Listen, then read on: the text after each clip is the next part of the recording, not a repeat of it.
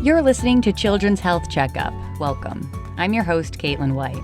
And today we're talking about building healthy habits as a family, getting enough sleep, exercise, and how to deal with all those screens. Joining us for this conversation is Otto Santiago. He is a clinical dietitian with the Get Up and Go program supported by Kohl's Cares at Children's Health. Now, a lot of components factor into building healthy habits. Can you talk about the importance of managing things like screen time and share some ways some families can do that at home? Yes. First and foremost, it's important to understand that according to the American Academy of Child and Adolescent Psychiatry, children that spend a lot of time on screens are exposed to things that sometimes don't help the child, such as violence and risk-taking behaviors. There's negative stereotypes, cyberbullying, advertising aimed at children. There's things that happen, and then it can lead to other problems such as sleep problems, lower grades in schools, reading fewer books, less time with the families and friends, weight problems, which goes along with spending too much time on the screen, being sedentary. And then they also learn other ways, other ways to relax and have fun. So very important to bring that up because the American Academy of Pediatrics also recommends children below the age of 18 months not to have any screen time. For kids 18 months all the way up to 24, which is about 2 years old, an hour or less. So you can see there that they're already putting that time frame there so that way your children can spend more time with you in the household doing other chores or other activities that would prevent them from being active. Strategies that parents can do, everybody as a family, it's creating communal screen activities, to possibly engage the children in different ways, breaking down screen times, participate in regular physical activity with the family, going on walks, bike rides, trips to the park.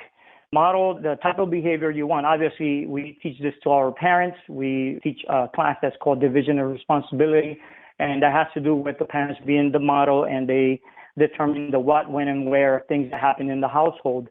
So those are things that we teach the parents. Reinforcing the message by having, consistent conversations about appropriate amounts of time of screen time.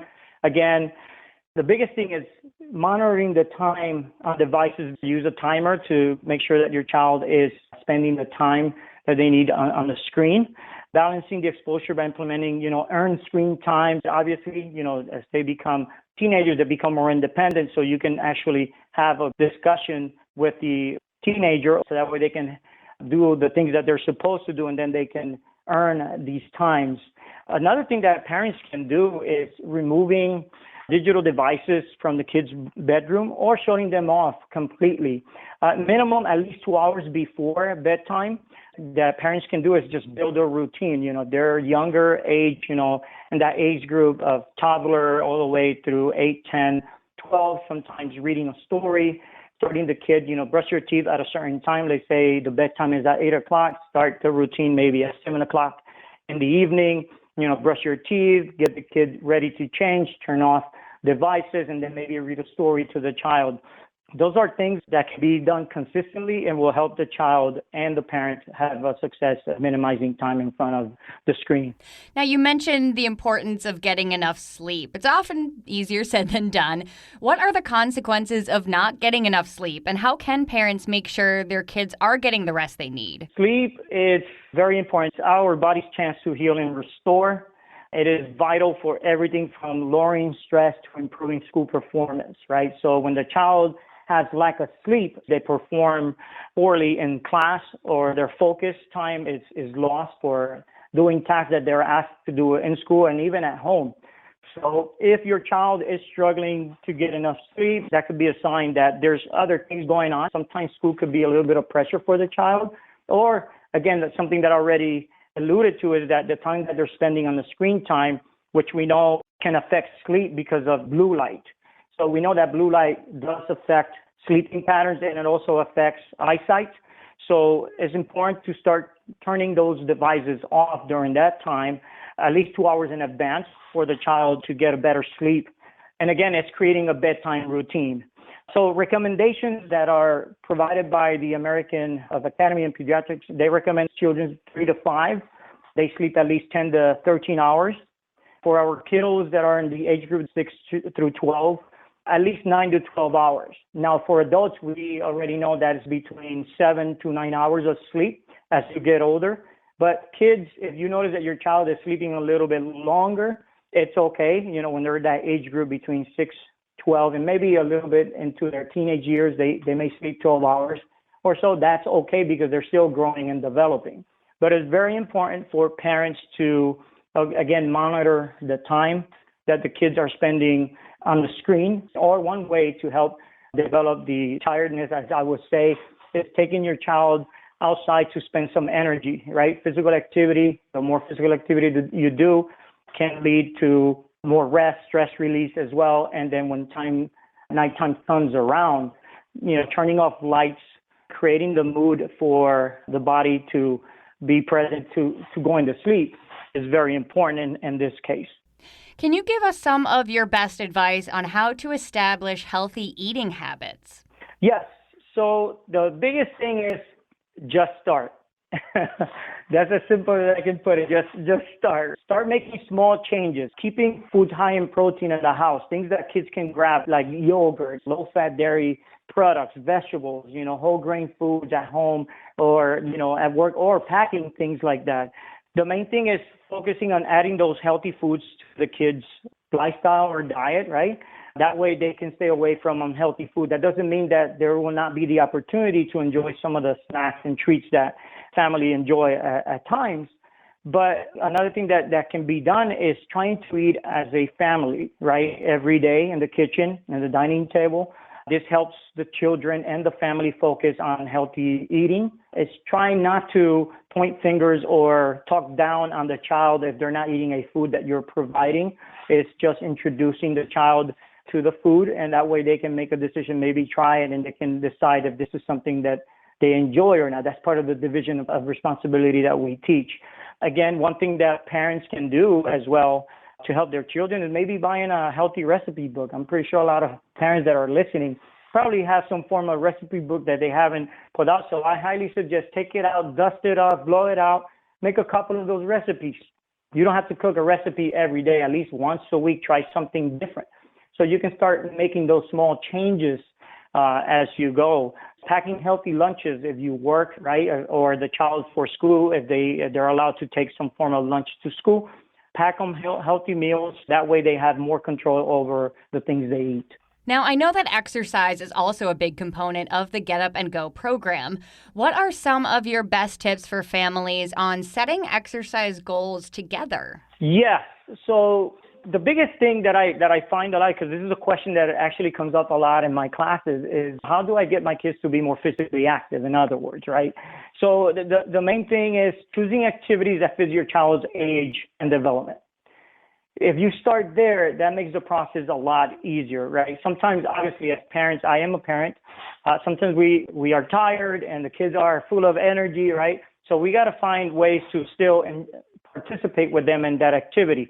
Things that you can do is allowing your child to engage in structured and unstructured activities. So structured activities, again, if your child likes team sports or they like, for example, jiu-jitsu, some form of martial art, they like basketball or something like that, put them in a team. That way that's more of a structured environment. Now, unstructured activities is where you can take your kid to the park or take them outside to the backyard. If you have a trampoline, let them jump in the trampoline. These are things that are unstructured. So the main thing for parents is to, again, start somewhere. Like, obviously, if you have children, you want to make sure that things are designed or the things that you pick will not be considered boring to your child, because the main thing is you want to make it fun for the child to participate in the activity. Or sometimes what I suggest parents is, remember when you were a child, what were some games that you played as a child? Maybe introduce those games to your kids, and maybe they like them. Those are some things that they can do. You know, our children learn, like I mentioned before, from us about healthy, active living, again, including your family and physical activity every day. It's what's going to create that routine. And then again, back to setting a goal is maybe start with walking, maybe, right? You know, you can set a goal that you're going to walk maybe twice a week for a certain amount of time or distance, right? So that's a goal that you can set up with your family. You can take your kid with you. If they have a bike, then have them follow you on the bike, right? So you can find activities that your child will still enjoy, taking them outdoor. And obviously, we know the situation that we're in now, but as long as you are socially distancing and keeping things in order, you'll still be able to participate in these activities. Again, is picking something small. It doesn't have to be something big. You don't have to join a gym to be active. One thing that you can do, another example that I will provide that I did with my children was I bought water balloons. So that's something that I loved as a kid. So I have 2 5-gallon buckets. I fill them up with water balloons, and we just went at it. But it was fun. So the kids, they're happy, they're enjoying it. They're getting wet at the same time, especially during this time of the summer and spring. For those that live in Texas, right? The weather gets really hot. So that was a great, and we do that from time to time. So I highly suggest something like that as well. Do you have any other advice for families who are trying to take control of their health? Yes, I go back and I say this again, just start. Please just start. Mm-hmm. The biggest thing is, one of the things that we teach in our classes is a principle called 5210, right? So the 5210 is 5 servings, the 5 means at least 5 servings of fruits and vegetables, 2 hours or less of screen time, right, which is what we discussed earlier, an hour or more of physical activity, and 0 sugary drinks. Those 4 numbers, if you take a hold of that concept, you can start there. So those are things that parents and children can do together. I think these are ways that we teach our families if they stick to the concept of 5210, 0 sugary drinks, which is huge. The 1 hour or more physical activity, 2 hours of less screen time, and at least 5 servings of fruits and vegetables per day minimum. So you can start there. So tell us about the Get Up and Go program at Children's Health and how you work as a team to help families build these healthy habits. Absolutely. So as you know, our mission in Children's Health is to make life better for children. So one way that we make life better for children is providing the Get Up and Grow program, which is our umbrella name for the different programs that we have. And I'll share those with you momentarily. So our main program is the weight management program. This is a 10-week program that is free for the entire family.